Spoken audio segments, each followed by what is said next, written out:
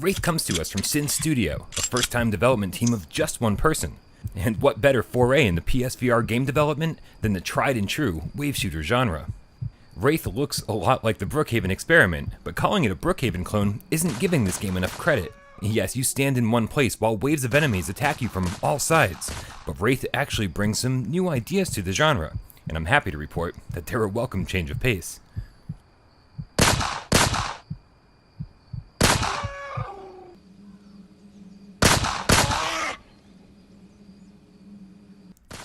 Wraith's 4 environments are blanketed with so much fog that you might mistake them for the deep woods of Silent Hill. This works in Wraith's favor though. Shadowy enemies blend in with the silhouetted backgrounds, making targets tough to take down from a distance.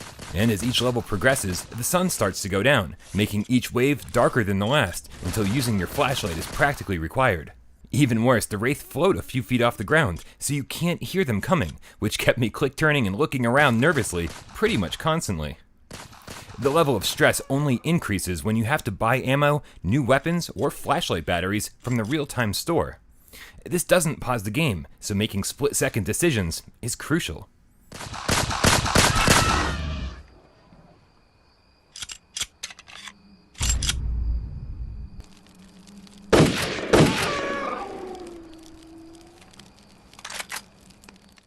Wraith supports dual move controllers or the aim, each with their own set of weapons, and both perform exactly how they should. Looking down the sights and pulling off headshots is satisfying no matter what control scheme you use. But Wraith isn't without its issues. I dropped into one game that was simply devoid of enemies, in which I got to level 9 just by standing still, until I finally got bored and reset the game. And on more than one occasion, my health seemed to drop for no apparent reason, and I died multiple deaths from what I can only guess was an apparent bug.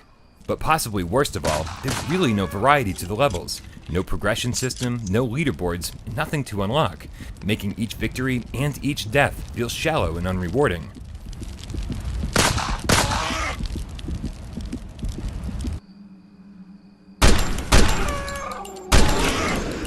For $10, Wraith might satisfy horror game fans or fans of the wave shooter genre, and luckily I'm a fan of both. I actually had a lot of fun with Wraith, and it even made me jump a few times. With a few bug fixes, some kind of level progression system, and maybe even a few more levels to unlock, this one could have some broader appeal. Kudos to Sin Studio for making a pretty cool game on their first outing. But unfortunately, this one needs a little bit more love before I can really recommend it.